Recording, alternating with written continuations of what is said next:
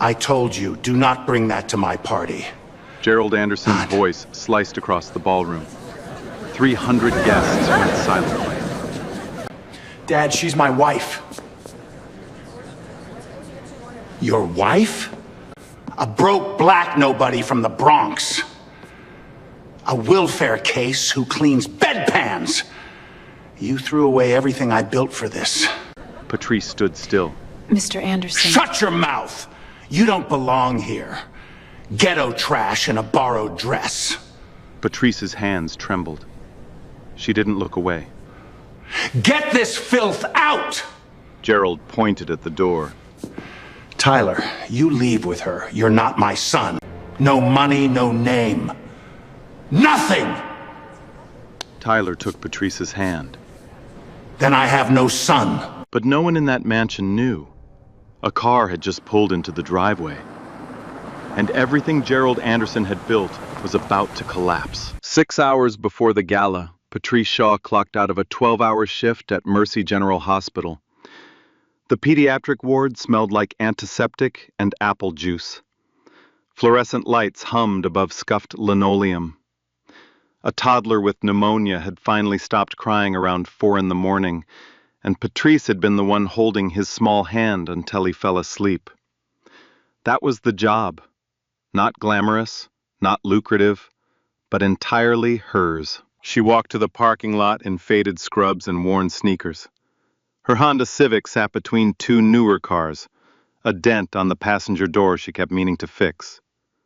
She tossed her bag in the back seat and pressed her forehead against the steering wheel. The engine ticked in the summer heat. Her phone buzzed. Tyler. Babe, I need to tell you something. She already knew. That careful tone he only used when his father was involved. He said I can't come, didn't he? Silence. Then, he told me if you show up, he'll make a scene in front of every single person there. Patrice exhaled slowly. She had met Gerald Anderson exactly 3 times. The first time, he looked through her like glass. The second, he told Tyler, right in front of her, that this little phase will pass. The third, he sent a check for $50,000 with a typed note. For your trouble, please move on quietly. She never cashed it. She kept the note in her bedside drawer as a reminder of who Gerald Anderson really was. Tyler, it's fine. I'll stay home with Zoe. No. His voice sharpened. You're my wife. You have every right to be there. Your father doesn't see it that way. My father doesn't see a lot of things. That's his problem, not ours. Patrice stared through the windshield. A photo of Zoe was tucked into the sun visor. Gap-toothed grin, braids with pink beads. Brenda Collins, her closest friend, was already watching Zoe for the night. Tyler, I really don't want to cause problems. You never cause problems. He does, every time. A pause. I bought you a dress. It's on the bed. Please come with me tonight. She found the dress an hour later. Navy blue, simple, elegant. It fit perfectly. She stood before the mirror. A tarnished gold military dog tag hung on a thin chain below her collarbone. Engraved initials, C.S. She tucked it inside the neckline like she always did. Patrice never talked about her father. When people asked, she said her mother passed when she was 19 and her father was retired. Both technically true.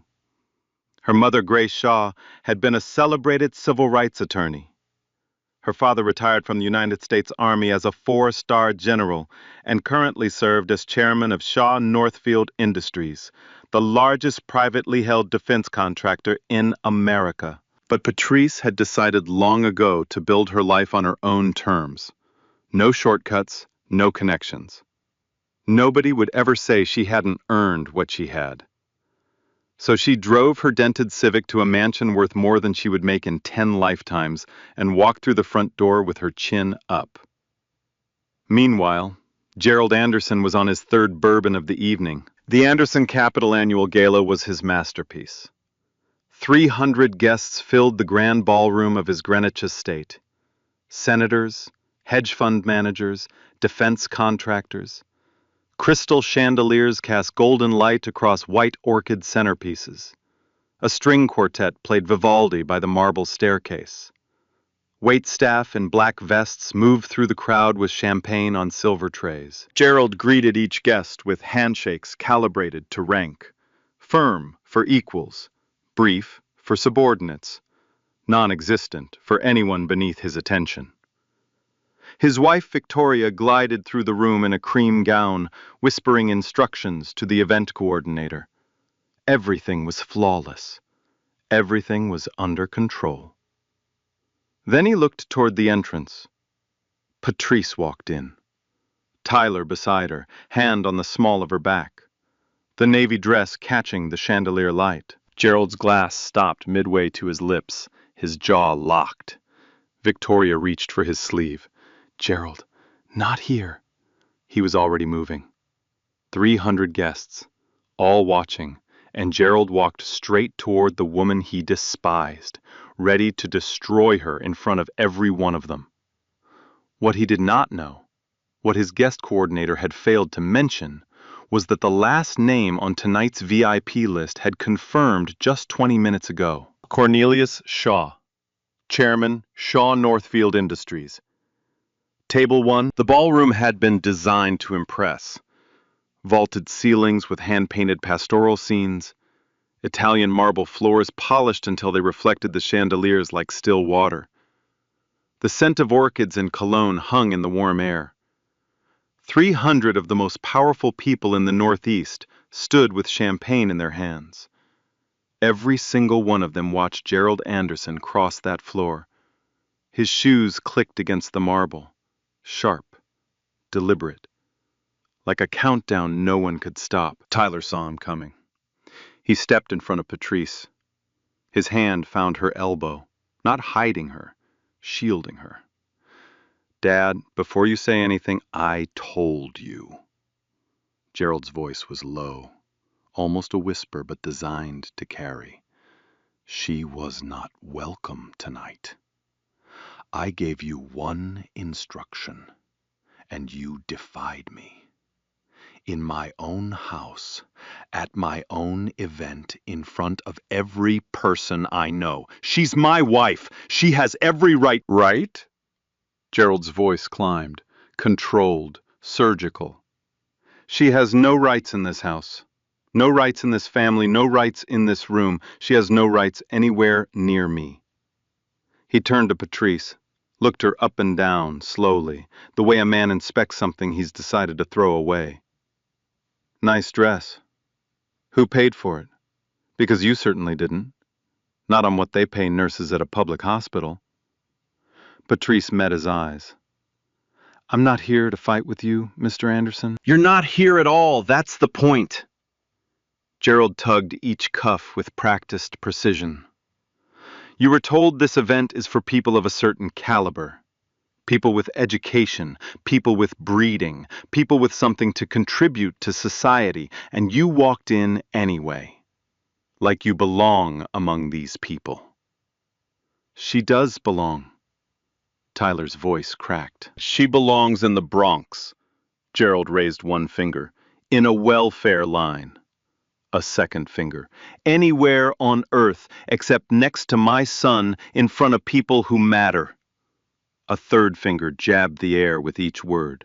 Murmurs rippled through the nearest guests. A woman in diamonds whispered behind her hand. 2 men near the bar exchanged uneasy glances. A couple near the quartet pretended to study their programs. No one intervened. No one stepped forward. 300 people, and not a single spine among them. That was the thing about rooms full of powerful people. They were experts at watching other people suffer in silence. Gerald reached into his jacket and pulled out a folded document. Cream paper. Heavy stock. He held it up between 2 fingers like a verdict already decided. Since he can't take a hint, let me make this official. He placed it on the nearest cocktail table. White linen, an abandoned champagne flute sweating beside it. Postnuptial agreement. My attorneys drafted it this morning. 32 pages. He tapped the cover. It states that you, Patrice Shaw or whatever your name was before you latched onto my son, waive all claims to Anderson family assets. Every trust, every property, every account, every dollar this family has ever earned. Patrice looked at the document. She did not touch it. Any child from a previous relationship gets 0. Not a cent. Now or ever. You're talking about my daughter. Something behind Patrice's eyes went very still, very sharp. I'm talking about protecting 3 generations of Anderson legacy from someone who showed up with nothing and expects everything in return. Tyler grabbed the document, flipped through the pages. His face cycled through white, then red, then something much darker that had no name. There's a clause saying Patrice needs your written approval to attend any family event. Any event. Christmas, birthdays, funerals. From who? From me. Another says if she's deemed publicly embarrassing, the marriage can be annulled with 0 compensation. She gets nothing.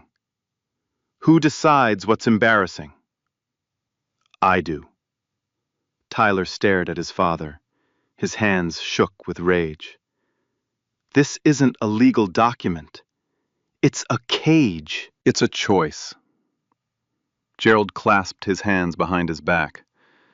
She signs tonight, she stays. Back table, eats quietly, keeps her mouth shut, pretends she belongs. In exchange, she gives up every legal claim to the Anderson name. He leaned close to Tyler, close enough for the bourbon to hit his face, close enough that only Tyler could hear the next words. You think I'm bluffing? I've already called the bank. 1 phone call and your accounts are frozen by morning. Then louder for everyone. Or she doesn't sign, and you lose everything. The trust, $800 million, Tyler, gone.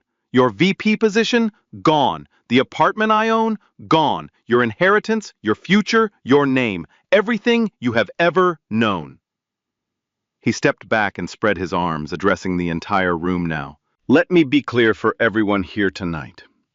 My son has chosen to marry a broke, uneducated black woman from public housing who has nothing to offer this family except shame and embarrassment. I want every person in this room to see the judgment my son has demonstrated. The words hit the room like a slap across the face. Guests stared at their shoes. One woman covered her mouth. A senator found his phone suddenly fascinating. A waiter froze mid-step, champagne trembling on his tray. The string quartet stopped playing. The last note wavered in the air and died. Nobody spoke. 300 people in designer gowns and tailored suits stood there and said absolutely nothing. The silence was thick, deliberate, and profoundly cowardly. It filled the room like smoke. Patrice stood still. Fingers pressed into her palms hard enough to leave marks, but her face gave nothing away.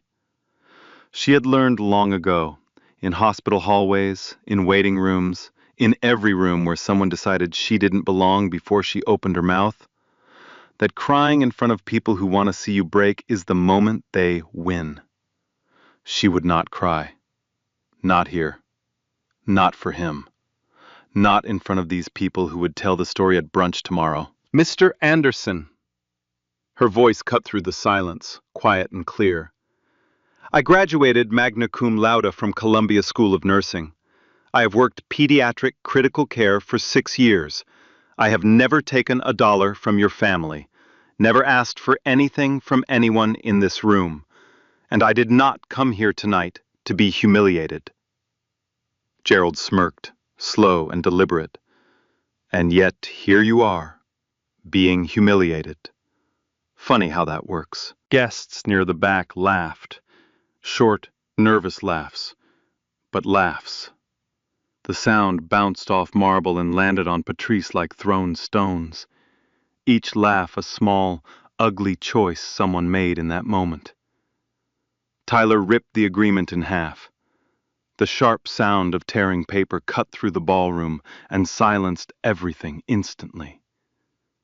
"We're done." Gerald's smirk vanished. "Excuse me?" "We're done." Tyler dropped the torn pages on the marble floor. "I'm not signing. She's not signing. And I am done pretending you are anything other than what you are." Gerald's face went from composed to furious. A thick vein pulsed at his temple. His fists clenched at his sides. "You're choosing her over everything I built for you." "I'm choosing decency over you." The room held its breath. Gerald nodded slowly. He turned to face 300 frozen guests one final time. "Then hear me clearly. As of this moment, you are no longer my son. Removed from the family trust entirely. Terminated from Anderson Capital, effective immediately. Vacate the apartment by end of week. You will never set foot in this house again. I will forget I ever had a son." He looked at Patrice, eyes cold and flat like river stones. "Take him. You wanted him? Now you have him. With absolutely nothing." Victoria stood near the staircase, champagne untouched, face a porcelain mask. She watched her only son be disowned in front of 300 people and did not move, did not speak, did not even blink. Dorothy Mitchell, Gerald's older sister, sat at a corner table. Tears ran silently down her cheeks. She gripped her napkin until her knuckles went white, opened her mouth to speak, closed it, and slowly looked away. Tyler took Patrice's hand, fingers locked together tightly. He straightened his shoulders and turned toward the exit without a single word. Patrice walked beside him, back straight, chin up, the navy dress catching the warm chandelier light one final time as they passed through the silent crowd. 10 steps from the door, Gerald called out, loud enough for every person in the ballroom. "You'll be back. When the money runs out and she shows you what she really is, you'll come crawling back. They always do." Tyler didn't turn around. But what Gerald did not realize, could not have known, was that at that exact moment, a black Cadillac Escalade with government plates was pulling through the iron front gate, and the man in the back seat had just received a phone call that changed absolutely everything. Tyler and Patrice didn't make it to the door. They were 3 steps away when 2 men in dark suits appeared in front of them. Private security. Gerald's own private security team. Arms folded, faces blank. Built like concrete walls stuffed into tailored jackets. Neither of them looked at Patrice or Tyler. They just stood there, blocking the exit like this was routine. "Nobody leaves until I say so." Gerald's voice came from behind them, calm again, almost pleasant. That was somehow much worse than the shouting. "I'm not finished." Tyler turned slowly. His shoulders were rigid. "Yeah, you are." "Sit down, Tyler." Gerald pulled out his phone and held it up. "One call. That's all it takes. One call and I cancel every credit card in your name. One call and your bank account, the one you think is yours but is actually linked to the family trust, is frozen before you reach the parking lot." He dialed, held the phone to his ear.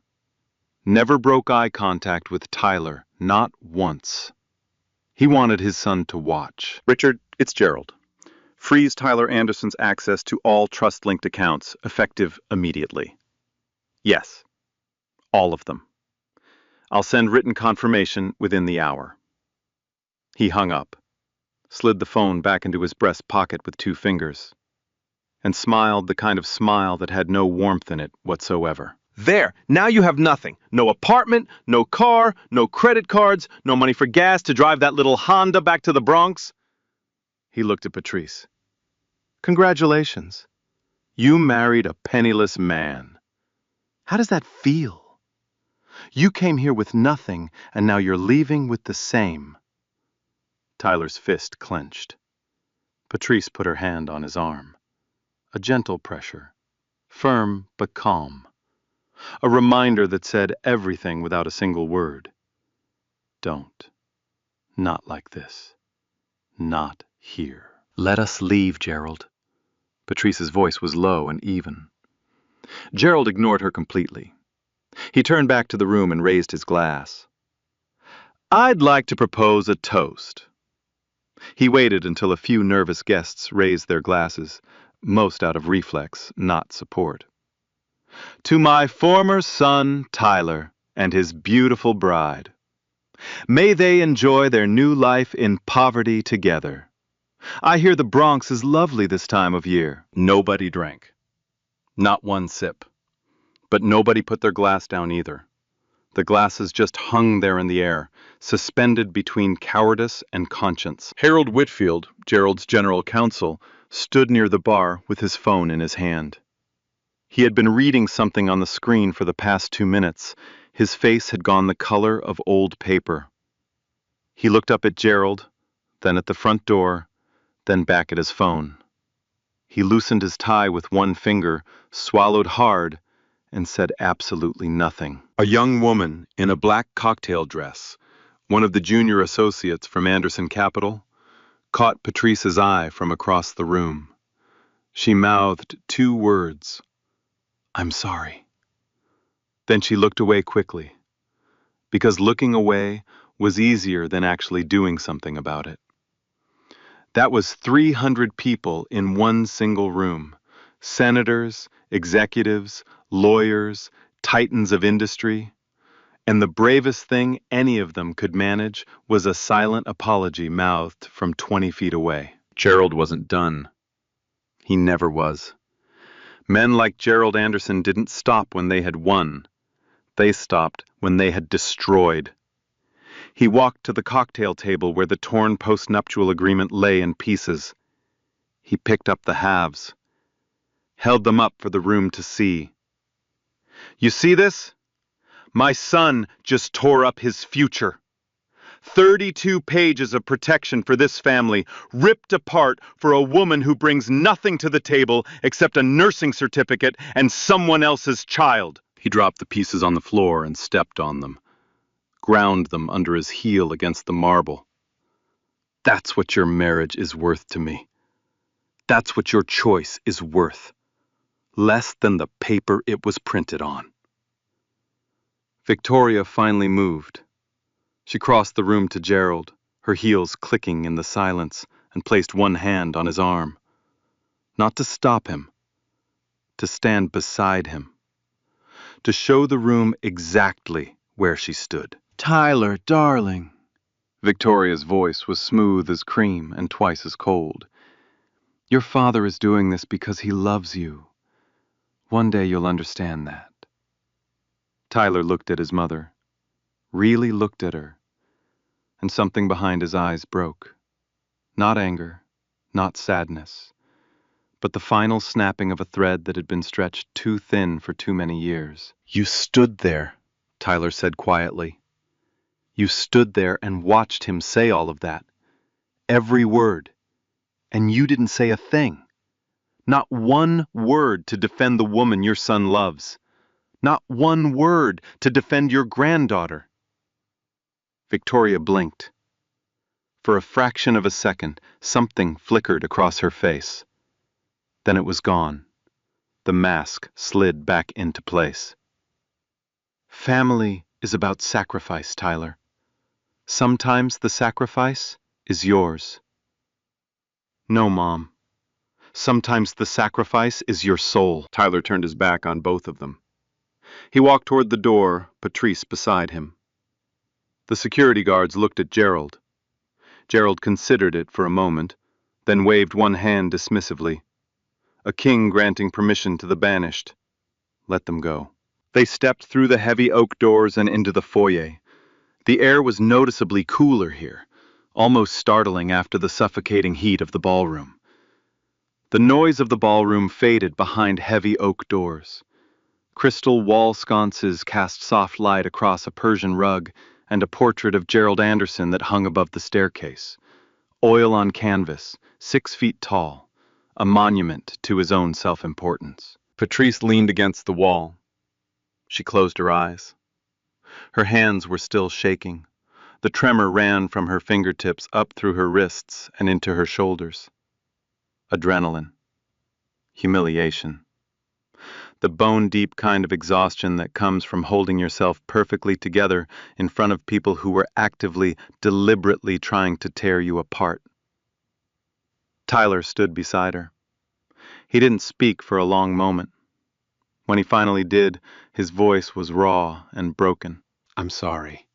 I'm so sorry, Patrice. I thought if they just met you, if they just saw who you really are, they saw exactly who I am." Patrice opened her eyes. "That's the problem. They looked at me and saw exactly what they wanted to see.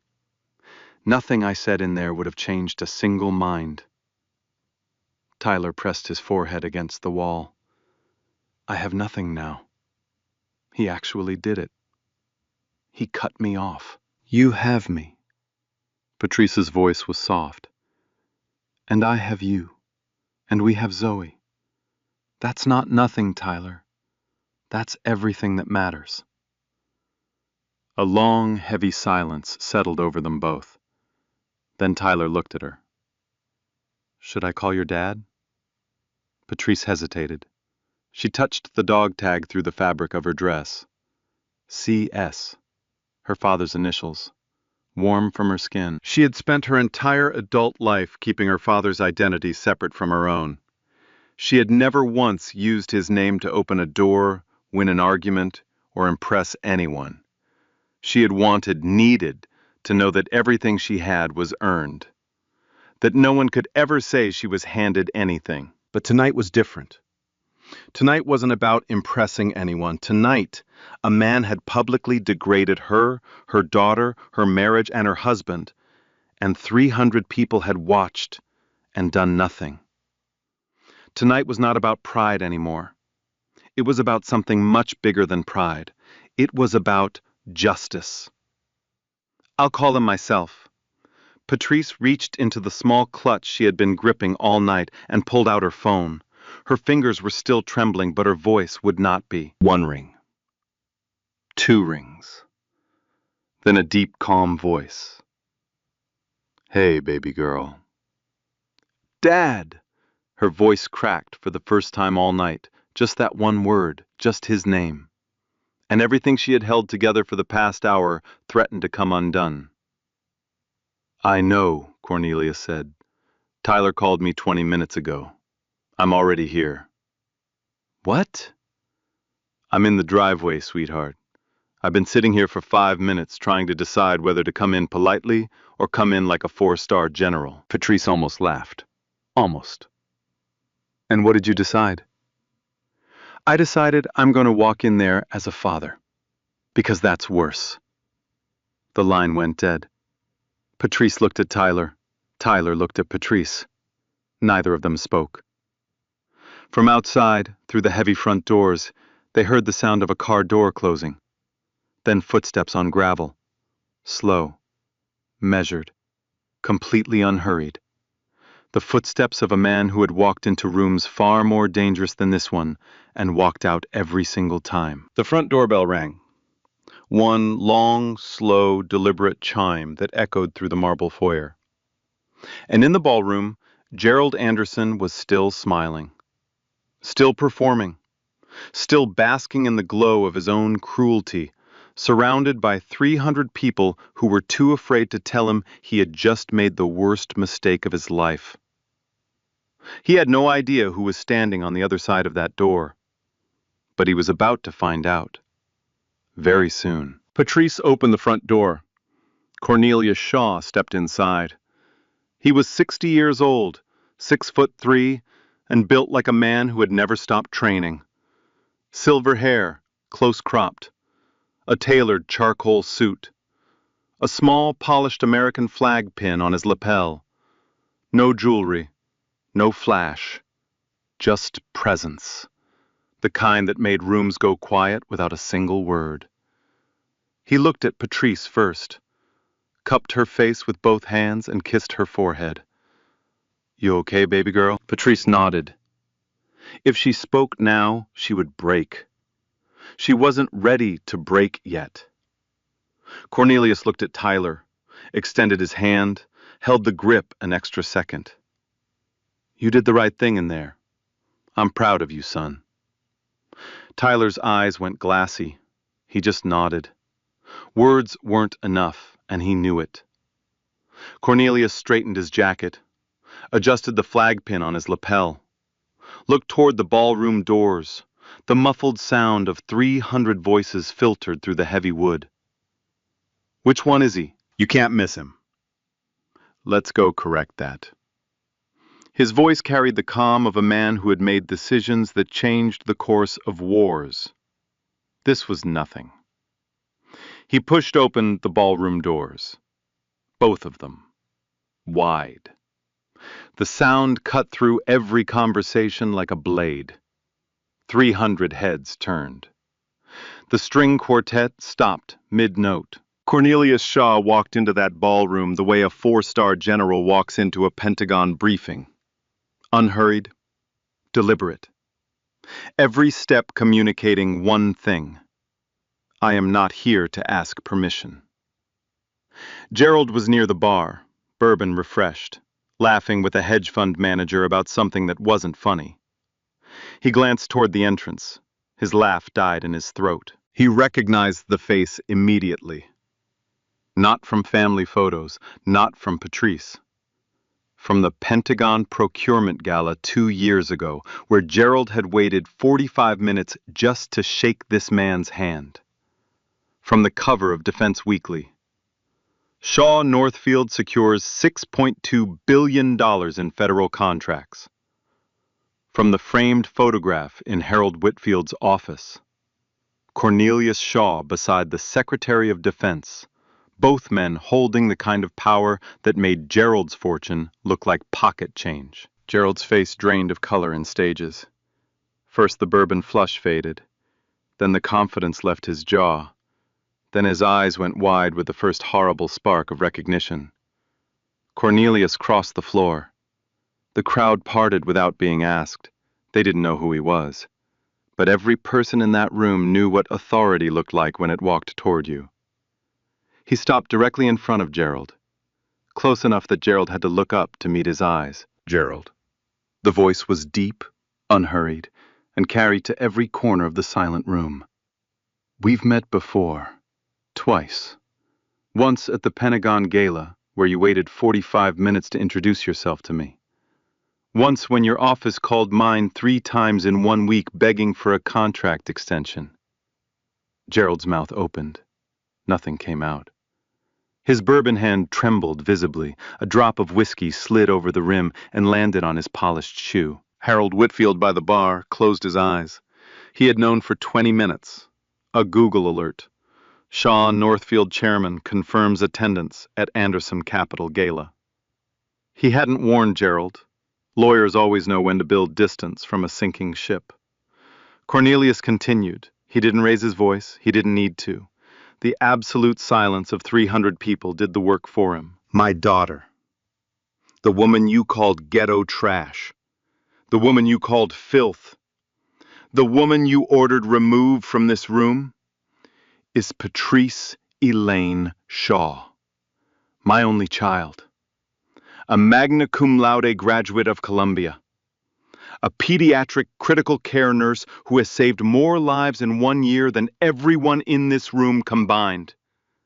And the most decent, courageous human being I have ever known." He paused. Let every word settle like stones dropping into still water. She chose not to use my name. She chose to build her life without my money, my connections, or my reputation. She wanted to earn everything on her own terms, and she did.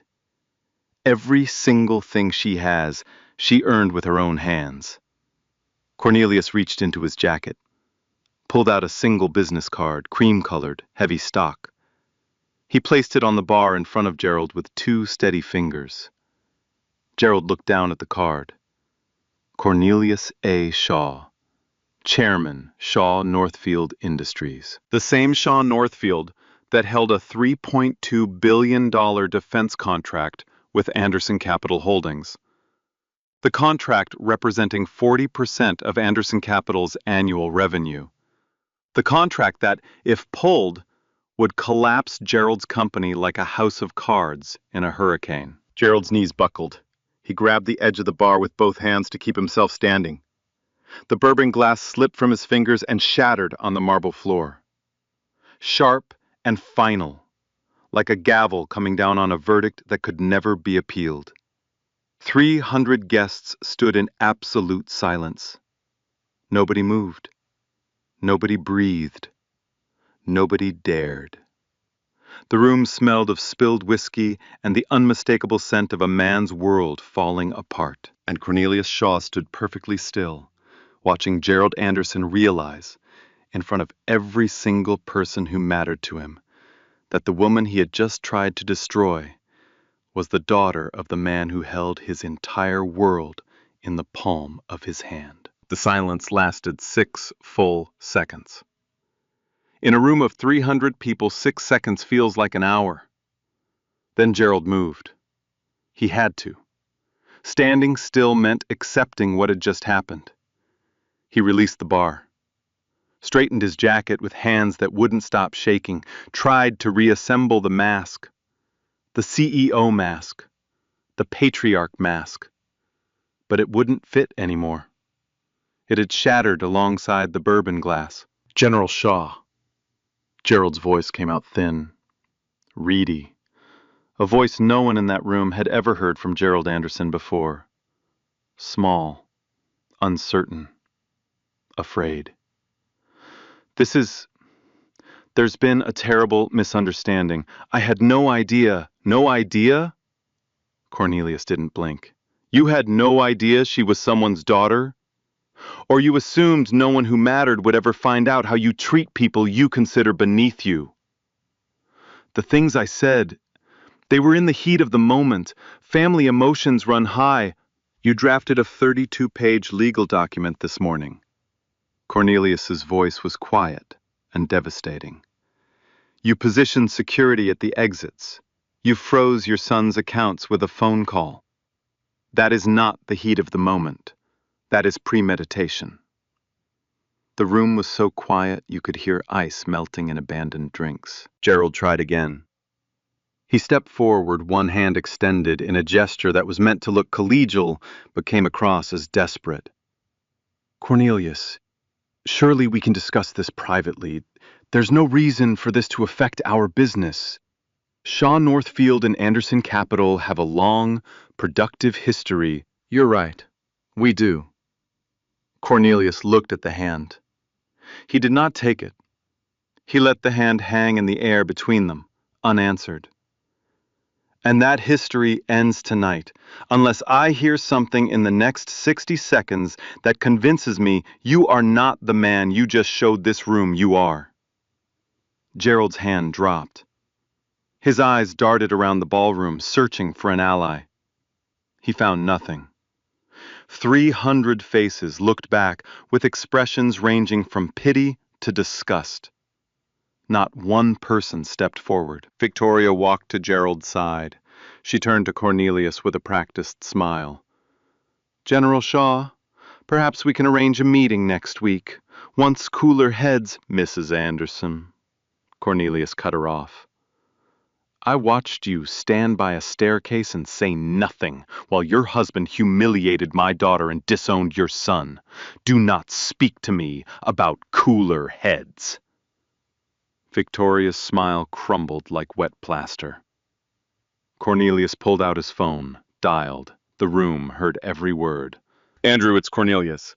Full review of every Shaw Northfield contract with Anderson Capital. Every subcontract, every clause, every renewal. Board briefing on my desk by 9 a.m. Monday. He hung up and looked at Gerald. 48 hours. Resign as CEO. Issue a public apology, a real one, not whatever your lawyers draft at 3 in the morning. Step away from every Sean Northfield contract personally. If I don't see movement by Monday noon, my legal team handles the rest. He paused. And Gerald? My legal team doesn't lose. Gerald's legs folded. He sank into the nearest banquet chair. He put his head in his hands, his shoulders curved inward like a building beginning to collapse from the inside. For the first time all night, Gerald Anderson had nothing to say. Harold Whitfield was already moving. He gathered his briefcase, crossed the room, and positioned himself next to Tyler in the foyer. Physical distance from Gerald. Professional distance. The kind of repositioning that said everything about where power had shifted. Tyler, Harold said quietly, we should talk Monday. Just us. Tyler nodded. Dorothy Mitchell rose from her corner table. She walked to Patrice, tears still on her face, and took both her hands. I'm sorry. Dorothy's voice broke. I should have said something. Years ago, tonight, every time. Patrice squeezed her hands. Thank you, Dorothy. The first act of genuine decency from an Anderson all night. It had taken a catastrophe to produce it. Cornelius put his arm around Patrice. Tyler stood on her other side. The three of them walked toward the front door together. Behind them, the ballroom stayed frozen. Gerald slumped in a chair too small for a man whose empire had just become too large to save. Victoria stood alone, clutching her pearls like a life raft. And 300 guests reached for their phones, not to help, but to tell the story. The first text was sent at 9:47 p.m. By midnight, the whole world would know. It started with the texts, then the tweets, then the audio. Someone at the gala, nobody ever confirmed who, had been recording on their phone from the moment Gerald pointed his finger at Patrice. The audio was shaky, the background clinking with champagne glasses, but every word was perfectly clear.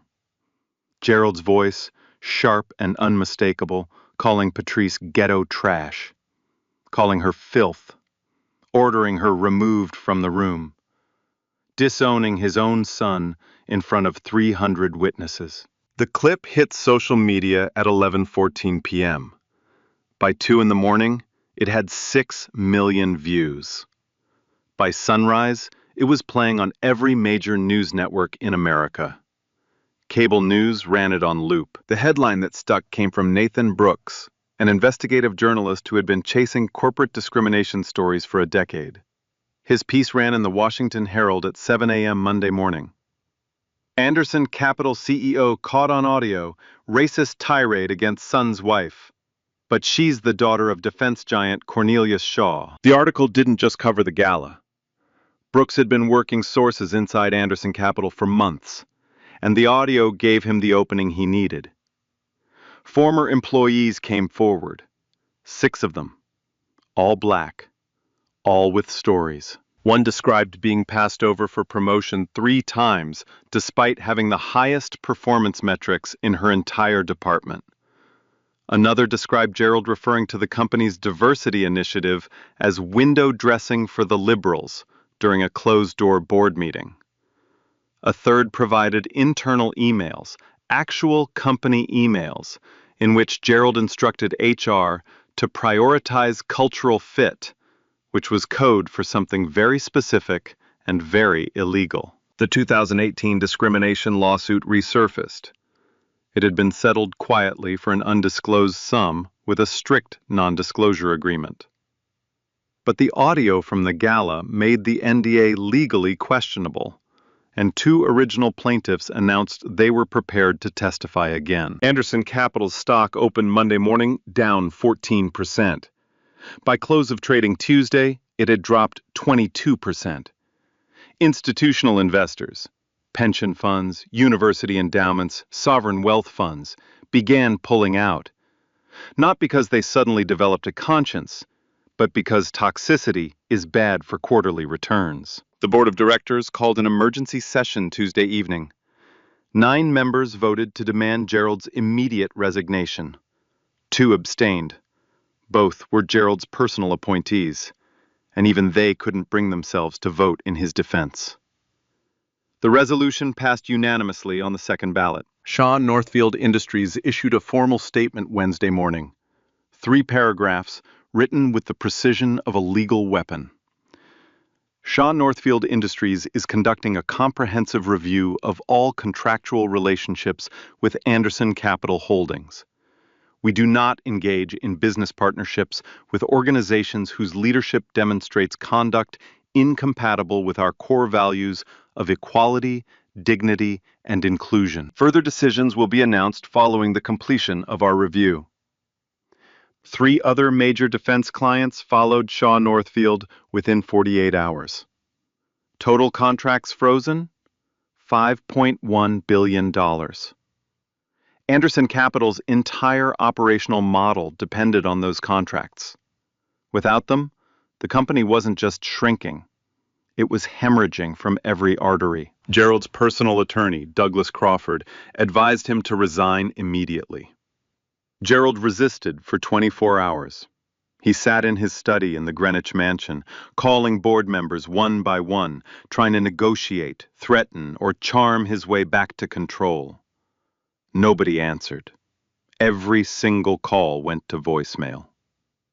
The silence on the other end of those phone lines was louder than anything Gerald had ever heard. Victoria finally broke through Wednesday night. She walked into his study at 11 p.m. in her robe and said 5 words that ended the argument. "If you don't resign, we lose everything.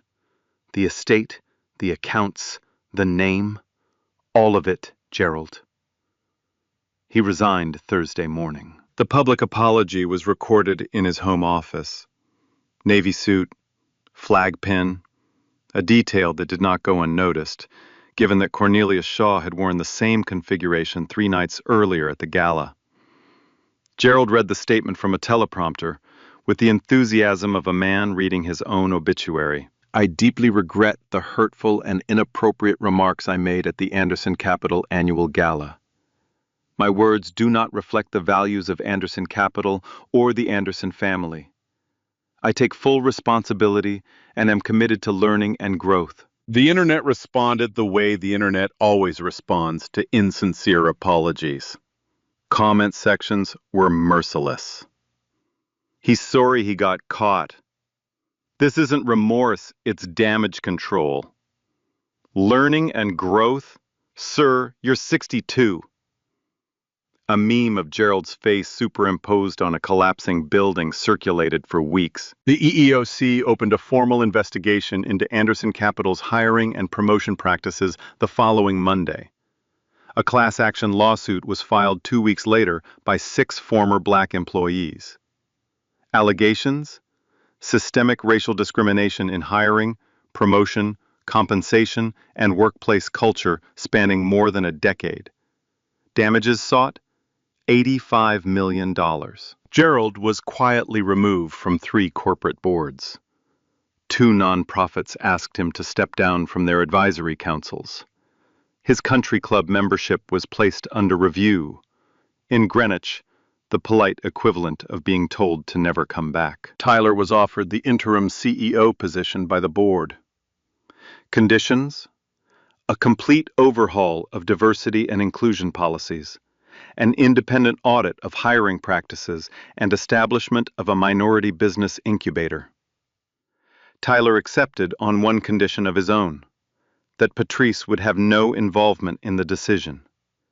He wanted to earn it the same way she had earned everything in her life, on her own terms. Patrice went back to work at Mercy General the following Monday. She clocked in at 6 a.m.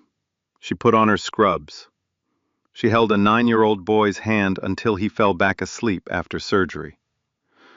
When a reporter called the nurses' station and asked for a comment, Patrice said 7 words that became their own headline. "My patients need me. That hasn't changed." Cornelius established the Grace Shaw Foundation, named after Patrice's mother, with a $10 million endowment. The foundation provided scholarships for single mothers pursuing careers in healthcare and law. Patrice helped design the application process, but took no public credit. The foundation's website listed her only as advisory board member. Tyler and Patrice renewed their vows on a Saturday afternoon in October. Small ceremony, 30 guests. A garden in Westchester, not a ballroom in Greenwich. Cornelius walked Patrice down the aisle. No Anderson family members were invited, except Dorothy Mitchell, who arrived early carrying a handwritten apology letter and a stuffed elephant for Zoe. Zoe was the flower girl. She scattered petals down the aisle with intense concentration, then turned to the guests and announced, "My grandpa is a general, and my mom saves kids." Nobody corrected her. She was absolutely right on both counts. 6 months later, here's where everyone landed. Gerald Anderson resigned as CEO of Anderson Capital Holdings and never returned to the corner office he had occupied for 23 years. The class action lawsuit settled for $62 million, the largest racial discrimination settlement in the defense industry that year. The EEOC investigation resulted in a consent decree requiring mandatory anti-discrimination training, an independent diversity compliance officer, and quarterly federal reports for 5 years. Gerald's net worth dropped from $2.1 billion to roughly $800 million after the stock crash, settlement, and legal fees. He moved out of Greenwich into a smaller home in upstate Connecticut. Court records show he was ordered to complete a 12-session diversity education program. He attended every session. He sat in the back row. He finished it in complete silence. Victoria Anderson filed for divorce 4 months after the gala. In her deposition, she testified that Gerald had used racial slurs routinely and without hesitation in private for decades. She stated she had remained silent out of financial dependence, not agreement. The court awarded her $180 million. She relocated to Palm Beach, cut all ties with the Anderson name, and never spoke publicly about the incident again. Tyler Anderson was confirmed as permanent CEO following a unanimous board vote. Under his leadership, Anderson Capital established a minority business incubator funding 12 black-owned startups in its first year. He hired the company's first black executive vice president, Carolyn Edwards, who had been rejected twice during Gerald's tenure. Anderson Capital's stock recovered within 18 months and reached an all-time high, surpassing even the peak under Gerald's leadership. When a reporter asked what changed, Tyler gave an answer that became its own headline. The leadership. Everything else was already there. Patrice Shaw Anderson continued working at Mercy General Hospital. She was promoted to head pediatric nurse 8 months after the gala, a promotion her supervisor openly called overdue by 2 years. She and Tyler bought a home in Westchester, 4 bedrooms, a backyard with a swing set, modest by Anderson standards, perfect by theirs. Patrice never gave a single interview about the gala. Her only public statement remained those 7 words, "My patients need me." That hasn't changed. Cornelius Shaw retired from Shaw Northfield the following spring. The company reinstated its contract with Anderson Capital under Tyler's leadership, with new terms requiring annual diversity audits. Cornelius now splits his time between the Grace Shaw Foundation and his granddaughter. He picks Zoe up from school on Tuesdays. They get ice cream at the same shop every week. He tells her stories about her grandmother Grace, about her courage, about her kindness, about the cases she fought that changed people's lives. He makes sure Zoe knows exactly where she comes from. Harold Whitfield resigned from Anderson Capital quietly and joined a mid-size firm in Boston. He never once commented publicly. Dorothy Mitchell became the only Anderson family member to maintain a relationship with Tyler and Patrice. She visits every month without fail. She always brings something small for Zoe. It is the most honest apology she knows how to give. And Gerald Anderson sits today in a house in upstate Connecticut that is significantly smaller than the one he lost. No staff, no security team, no gala invitations, no one calling to ask his opinion on anything. He has not spoken to Tyler in over a year. The last known photograph of him shows a man at a court-ordered diversity seminar, sitting in the back row of a community college classroom, wearing a visitor badge clipped to his shirt, learning the kind of basic lessons about human dignity and respect that most decent people understand by the age of 5. So here's my question for you. If you were in that ballroom, standing among those 300 guests, and you watched Gerald tear into Patrice, would you have been Dorothy, sitting in silence with tears running down your face? Or would you have been the one person in the room who stepped forward and said something? Drop your answer in the comments. I want to know. If this story made you feel something, anger, satisfaction, hope, hit that like button. Share it with someone who needs to hear it today. Subscribe if you haven't, because more stories like this are coming. One last thing. Remember this. The way you treat people when you think no one important is watching, that's who you actually are. Here's what I want you to remember. If someone loves you, really loves you, they won't ask you to change. They won't ask you to shrink. They won't treat you for money or approval or sit at somebody's table. They will stand up. They will tear up the paper. They will walk out the door with you. And they won't look back. That's real love. Not the kind that comes with conditions. Not the kind that disappears when the things get hard. The kind that says, I choose you over the money, over the name, over everything. And if you are the person being told you are not enough, not rich enough, not good enough, not the right color, not the right background, hear me. The problem was never you. It was always them. The right people don't need you to prove your worth. They already see it from day one. Like, share, and subscribe. Real stories. Visit us every week. And remember, the people who love you for real don't ask you to own it. They just love you. And that's worth more than any inheritance on earth.